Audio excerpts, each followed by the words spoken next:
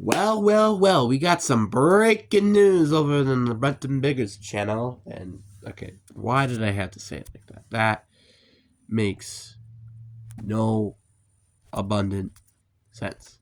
But anyway, what is up, you guys? It's your boy, Brent Biggers here, and welcome to another video. In today's video, we got some breaking news. DeMarcus Lawrence has signed with the Seattle Seahawks on a 3-year pack worth $42 million.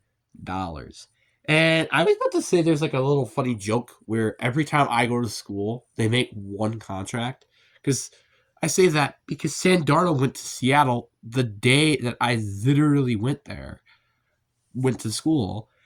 And MVS got signed there when I went to school. But now this happens, so unfortunately I can't make the joke anymore. So that sucks. But anyways, like and subscribe. We are on the road to getting to 500 subscribers. And if you want more news like this, like and subscribe. Trust me. But anyway, enough said. Let's get into the video. So, looking at this contract, I was like, what the frick? We're getting DeMarcus. Now, to be fair, he's not as good as he used to be, right? This guy isn't the same DeMarcus Lawrence as we all remember. But he isn't the worst player in the world. Yes, I would prefer Josh Sweat or Myles Garrett. But I feel like I would have preferred him over all the pass rushers that could have been available at day one. Here's why. Abdul Carter will most likely be taken in the top 5. Malachi Williams will expect to be in the top 10. Mike Green could be available, which is my favorite pass rusher in this class. But I say could because I feel like he probably is going to be a top 16 pick in this draft, which we're at 18. So we would have to trade up to get him. See, can you start to see the theme here? We're kind of just going for... It's just like a lot of the good pass rushers that I would like to have would probably be available during date.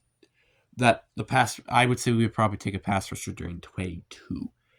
Now we kind of don't need to with the DeMarcus Lawrence signing. Now, yes, I don't expect him to get double-digit sacks, but this was a huge addition. Getting experience, having a veteran pass rusher on this team is huge. Yes, Leonard Williams is a veteran pass rusher. Is he an edge? No, he's interior. Now we have an actual veteran presence like Lawrence, who I think could definitely help Mafe and Derek Hall both pass rush and run stopping. So I think this is a very good signing, not just in the short term where we have an actual dominant pass rusher, hopefully, to help with this team, but we now have a veteran presence in the edge room.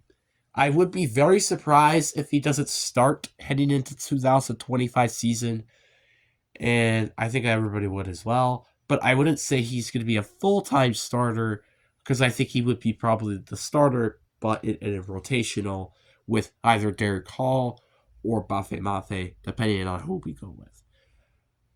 Now, where does this leave us with the Seahawk needs? Because I'm going to address this now, right? We already addressed the quarterback position, right? We finally have addressed an edge. We could maybe use another edge rusher, so that's not the end of the world. But it's not as much as a big necessity. We got a wide receiver in MVS. We're still probably going to get a receiver. So here's the ideal. Now we don't need an edge rusher, right? That can be thrown out of a window. I think the first pick you have to use on the offensive line. I don't think this is a question. This is a fact. Then with your second round pick, you go get a wide receiver. Help out JSN, NVS, go get a wide receiver. Then with the next pick, with the second round pick because of the DK Metcalf trade, this is where things get a little interesting. We could go with edge rusher. We could still go with an edge rusher in round 2. Or there are some flexibility here. We could go with a depth player, like linebacker. We could go with a corner. We could go with another offensive guard if we wanted to. Personally, I don't think I would want to. I would like to see Christian Haynes get another chance. We could go with tight end. We could get another wide receiver. There are a lot of potential ideas with this pick. We got a wide receiver option. I think that's still on the table for sure because you never guarantee with the rookie receiver being well and also obviously injuries. You're never guaranteed. Obviously, you could go with guard, but personally, using another pick on guard when we pick one in round 1 would just be a little conflicting. So, if we did end up going with a guard, I would probably say round 3. So, let's just say we go with a guard in round 3. Round 2 then would lead to wide receiver, interior defensive line, linebacker, and cornerback. Let me explain. So the interior defensive line, yes, we did sign Jaron Reed. Yes, we have Leonard Williams and Byron Murphy. But I would still like another good player in that interior defensive line. Jaron Reed is a death piece, right? He's not going to be a starter. Byron Murphy, we don't know if he's going to be a bust or not because it was just his rookie year. And Leonard Williams is in his 30s. Kind of something you gotta consider, but maybe not. Day 2 might be not a worth pick there. So you can see why I wouldn't consider going with it there. But now linebacker is a different story. Yes, we have Ernest Jones, right? Ernest Jones is back, and we signed him on that long 3-year deal extension. But we still need a linebacker. Look, Tracy Knight is a solid player, but is he a crazy player? No. This is where this could come into play. We could, depending on if Javon Campbell out of Alabama is still available in round 2, potentially trade up to get him. So round 2 is going to be probably Seattle's biggest flexibility heading into the draft because of their 2 second-round picks. Because. But then we also have the last position, cornerback. This isn't a huge cornerback class with amazing players. Yes, they have Will Johnson out of Michigan. Yes, you have Travis Hunter out of Colorado State, but he's going to be taken in the top 5. Then you got the corner out of Notre Dame. Then you got the safety out of South Carolina. Just looking at all secondary players. Malachi Starks out of Georgia. Then you got the guy out of East California. And then the guy out of Texas. There are a lot of corners or safeties that are going to be taken in round 1, which will lead to some of the corners maybe potentially being available. There has been drops at the corner position as of late, so I wouldn't be surprised if we could potentially see to trade up to go get one of those corners. Because don't forget these comp picks, which I'll talk about this right now.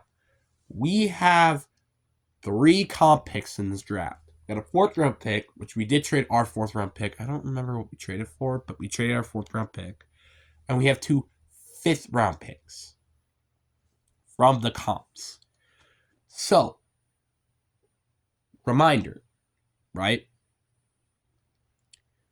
We have flexibility with the current draft heading up. I would be very surprised if we don't decide to maybe make a trade up in the draft. I would be very shocked. But if they don't, that's fine as well. But keep in this, we have all this flexibility on this roster and draft picks. Not to do anything would be a bit of a disappointment. This is also John Snyder's biggest draft. Because if this doesn't go out well, there could be a chance of him getting fired. Especially if Sam Darnold's contract doesn't work. So there are a lot of writing on the wall for John Snyder. And you almost could also say Mike McDonald, because John Snyder did hire Mike McDonald, so there is some writing on the wall with him too. This needs to go well, or things are going to look very bleak. But anyways, guys, I really do hope you guys enjoyed this video. Peace.